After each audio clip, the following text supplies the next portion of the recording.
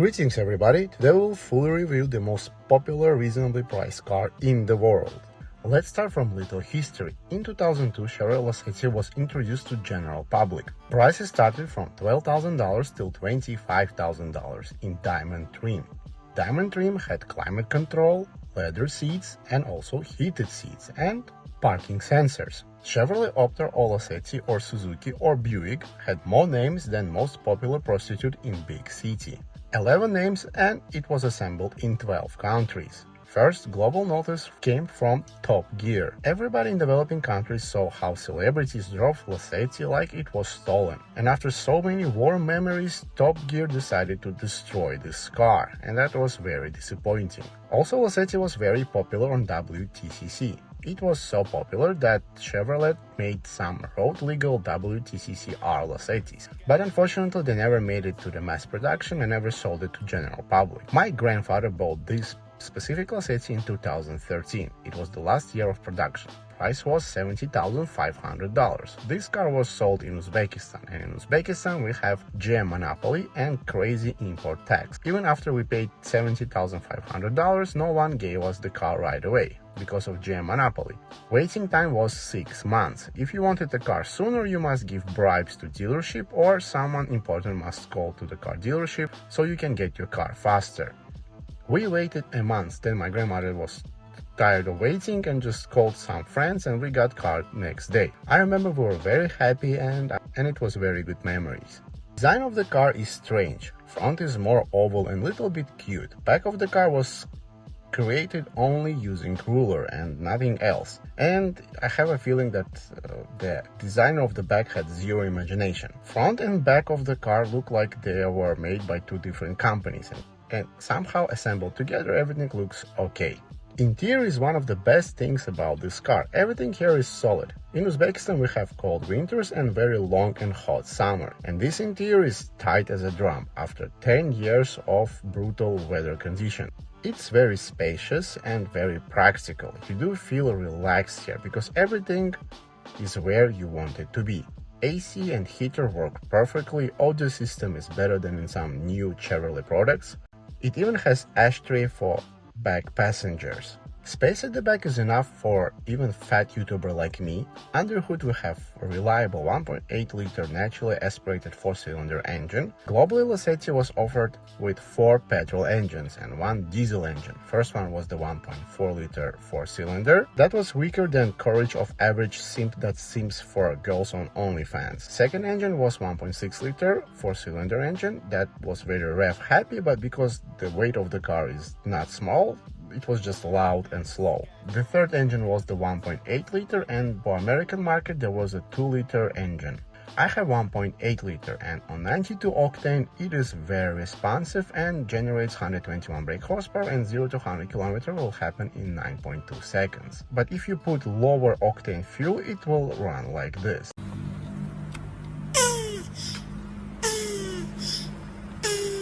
So after 10 years and 120,000 kilometers, I changed fuel injectors, ignition system, also changed speedometer sensors, fuel pump, and a few months ago I changed Freon in AC.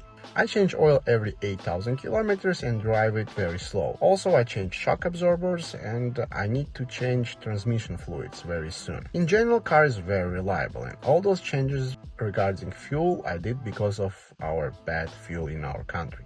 The most annoying thing about this car is the rust, and what really surprised me that on one side I have rust and on the other side I don't have rust. For me, rust in sunny country like Uzbekistan is like arranged marriage. You expect a normal girl, but instead you have this weird girl that came to you out of nowhere.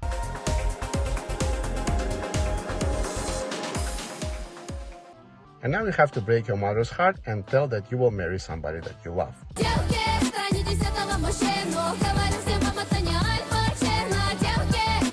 Driving Lacetti 1.8 manual is quite an interesting occasion. First of all, it's very big inside. I do enjoy the size of it. You feel all that space here, it relaxes you, you don't feel cramped, and it's nice. You can have some fun with the manual gearbox, and some tire squeal if you want, but you don't want to do that. Really, you just want to drive it slow, enjoy all the space. The quality of the materials isn't that bad. It's actually pretty decent. Also, what I like about this car is the handling. It does not handle at all. I mean, if you drive it aggressively, the body roll is very big, but you can feel when this car will let you go, when the car will just, slide and crash and burn. You can feel that, so that's predictable and that's very good.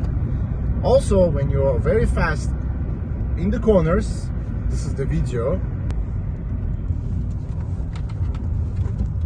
она не скрипит, она...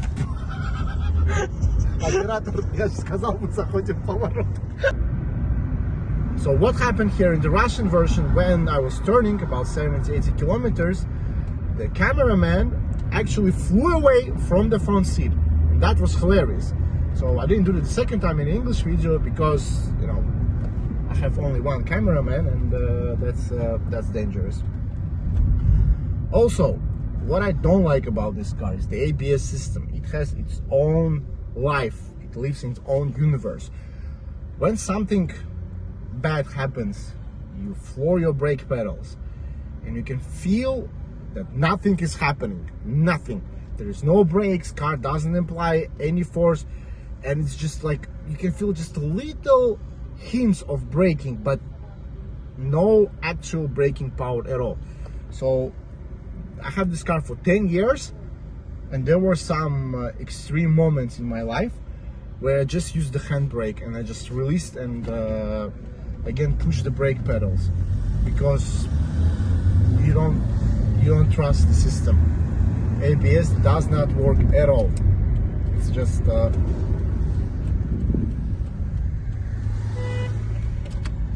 not good. So what else I like about this car? Engine, if you take care of it, it's quite reliable. Gearbox is a little bit weak. You need to change oil every 100,000 kilometers, and anyway it will squeal. You need, pay attention to it. Clutch is amazing. It's very reliable. 120,000 kilometers, no problem at all, as new. But I don't drive fast. I drive very slow, so no complaints about the clutch. I do like the calmness of this car. It's so calm that you just sit here and count your hair. Some will say it's boring, but it does its job. If you want to have fun with it, you can with the manual gearbox. With automatic, not so much. And you do enjoy this car. Also, what I love about this car, that if something happens here, if your child will, let's say for example, destroy this material here, or glue everything at the back, all the seat belts to each other, just anything horrible, if your sister will vomit at the back of the car, you don't care. You do not care, because the car is cheap, it's reliable, and you can fix everything really fast. It's very Spartan-like, and I like that about this car. Thank you so much for watching. Let me know in the comments what do you think about this wonderful vehicle and about this car. Also, many of you watch my channel without subscribing, and that's very creepy, so stop being creepy and subscribe. Take care and bye bye.